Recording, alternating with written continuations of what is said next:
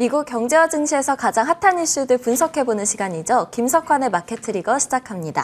오늘 이 시간에는 최근 증시 과열 논란과 함께 추가 상승을 위한 조건은 어떤 것들이 필요한지 분석해보도록 하겠습니다. 미래에셋증권 디지털 리서치팀 김석환 선임연구위원님 모셨습니다. 안녕하세요. 안녕하십니까? 네, 위원님 최근 시장에서 이 빅테크주들의 흐름이 굉장히 눈에 띕니다. 이 흐름을 좀 짚어주실 수 있으실까요? 워낙 잘 알고 계실 것 같은데 네. 일단은 저희가 흔히 보는 이제 빅세븐이라고 하는 게 있죠. 실제로는 시가총액 상위 7개 종목들인데요. 애플부터 시작해서 이제 테슬라까지 보게 되면은 실제 연초 이후에 주가 상승 흐름이 상당히 좀 눈에 띄게 달리 나타난다라고 보시면 될 것 같습니다. 제가 준비한 자료 화면 중에 연초 이후부터 움직임을 좀 준비한 화면을 보시면 실제 빅세븐 같은 경우에는 연초 이후에 거의 한 50% 가까이 상승을 했다라고 하면 나머지 S&P 500 같은 경우는 거의 한 10% 넘게 상승을 했고요. 다만 그 빅7을 제외한 나머지 493개의 종목들 같은 경우에는 거의 보합권 수준의 움직임을 보이고 있다라고 하는 점이죠. 그러니까 지금 증시 흐름상에서도 보면은 상당히 좀 차별화된, 그러니까 그 차별화가 상당히 좀 극단적으로 나타나고 있는 움직임이 연초 이후부터 지속이 되고 있다라고 보면 될 것 같고, 네. 실제 지금 증시가 미국 S&P 500 기준으로 거의 4,300선까지 와 있는 상황에서 본다라고 하면 그 내에서도 상당히 좀 차별화된 종목 간에 또는 산업 간에 그런 움직임들이 나타나고 있다라고 보면 될 것 같고요.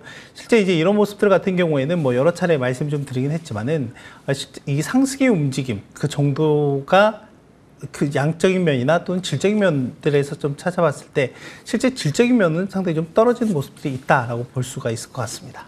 네. 그렇다면 최근 시장이 좀 과열됐다라는 논란도 이어지고 있는데요. 위원님께서는 어떻게 보시나요? 일단 방금 말씀해 주셨던 것처럼 IT 중심, 특히 이제 빅테크 중심으로 상승세가 상당히 눈에 띄게 두드러졌다라고 볼 수가 있겠는데, 그 움직임들을 저희가 앞으로의 내용을 좀 예상을 좀 해볼 때 과거의 사례들을 한번 좀 비교해서 볼 필요가 있지 않을까라고 생각을 하는데요. 일단은 그 S&P 500 내에서 그 IT 섹터의 비중이 얼마만큼 차지했는지에 대한 흐름들을 한번 체크해서 보시면은 일단 그 수치상으로는 어떻게 보면 거의 닷컴버블 이후에 상당히 좀 높은 수준까지 좀 올라와 있다라고 보면 될 것 같고요. 준비한 화면을 좀 통해서 보시면은 그리고 이제 또 하나 같은 경우에는 저희가 이제 보통 그 빅테크 기업들이라고 하면 이제 빵 기업들을 얘기를 많이 하는데, 이 빵 기업들과 그리고 이제 러셀 2000 중소형주들의 움직임, 이 상대적 지수의 비교를 한번 좀 살펴보시면 이 움직임이 팬데믹 고점 이후에 상당히 높은 수준까지 좀 올라와 있다라고 하는 거죠. 그러니까 상대적으로 빅테크, 메가테크, 메가캡 기업들 중심으로 상승세가 계속해서 올라가는 모습을 좀 보이고 있고, 나머지 기업들 같은 경우에는 상대적인 빈곤도가 상당히 좀 크다라고 볼 수가 있을 것 같습니다. 네, 그럼 이 미증시 지속해서 상승할 수가 있는지가 궁금합니다. 그러니까 이제 그 부분이 가장 시장의 의문이 되지 않을까 생각이 되고요. 이제 앞서 제가 지금 시장의 움직임이 실제로는 양적으로는 그렇게 올라간다 치더라도 질적인 측면에서 좀 다르게 보고 있다라고 말씀 좀 드렸는데, 이제 그 중에 하나가 뭐냐면 전체적으로 그 미국 S&P 500 내에서의 52주 신고가와 신저가의 기업들의 이제 비중을 좀 살펴보면은 최근에 이 수치가 계속해서 좀 둔화되고 있는 모습을 보이고 있다라고 하는 점이죠. 실제 이 수치 같은 경우에는 S&P 500 지수와의 양의 상관관계가 상당히 좀 높은 모습을 좀 보이고 있는데, 최근에는 약간의 다이버전스, 즉 반대되는 움직임들이 나타나고 있더라라고 하는 거고요. 또 하나는 저희가 기업 지금 강세장이 좀 지속이 되고 있는 상황에서 강세장이 지속이 된다라고 하면 계속해서 주가가 올라가는 모습을 좀 보일 거기 때문에 기술적으로는 50일이든 200일이든 이 이동평균선을 상회하는 종목들의 비중이 지속적으로 높아지는 게 맞습니다. 그런데 지금 증시의 움직임을 좀 살펴보면 실제 나스닥이나 다우 같은 경우에는 상당히 낮은 수준의 움직임을 좀 비중을 보이고 있었고요. 최근 들어서는 S&P 500 중심으로 해서 계속해서 방금 말씀드린 50일 내지 또는 200일 이동평균선을 상회하는 종목들의 비중이 좀 계속해서 좀 누그러지고 있는 모습을 좀 보이고 있다라고 하는 점이죠. 그래서 지금 이 시장의 질적인 측면은 약간은 좀 미흡한 부분들이 있다라고 하는 건데, 그러면 이 질적인 부분들이 어떤 요건들이 좀 충족이 된다라고 하면 맞춰질 수 있을까에 대해서 이제 고민을 해볼 필요가 있을 것 같고요. 네. 크게 보면은 이익과 유동성이라고 좀 보시면 될 것 같습니다. 그래서 이제 첫 번째로 이익과 관련한 좀 부분을 좀 살펴보시면 일단 S&P 500 같은 경우에는 연초 이후에 주가가 10% 넘게 상승을 하긴 했지만은 이익 증가율, 그러니까 올해 전체적으로 이익이 얼마만큼 늘어날까에 대한 그런 컨센서스를 보면 정체되어 있는 상황을 좀 보이고 있거든요. 주변 화면에서 좀 살펴보시면요.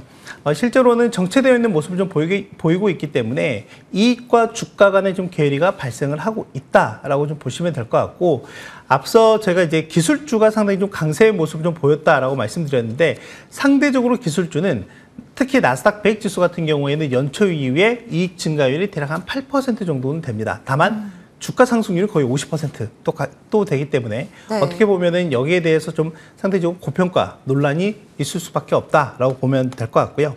이제 두 번째 같은 경우에는 유동성과 관련해서 말씀을 좀 드릴 수가 있을 것 같은데, 실제 증시는 돈의 흐름이 얼마만큼 원활하게 유입이 되고 그런 또는 이제 추가적으로 나타나느냐, 이게 상당히 좀 중요한 요인이라고 볼 수가 있을 것 같은데, 뭐 지금 화면을 통해서도 보시면 아시겠지만은 증시의 움직임은 유동성과 같은 방향성을 좀 보인다라고 볼 수가 있을 것 같습니다. 그래서 지난주에도 한번 말씀을 좀 드리긴 했지만 3월달 은행 위기가 발생한 이후에 시중에 유동성이 공급이 됐다라고 하면 6월달 부채 한도가 끝난 이후에는 그 유동성이 회수될 수 있는 또는 흡수될 수 있는 조치가 또 남아있을 수 있기 때문에 이제 그런 부분들을 시장에서 좀 눈여겨봐야 될 필요가 있다라고 보시면 될 것 같습니다. 네, 추가 상승을 위한 필요 조건으로 이익과 유동성이라고 짚어주셨는데요. 그러면 현재 상황에서 봤을 때 경기 둔화 가능성에 대해서는 어떻게 보시는지 궁금합니다.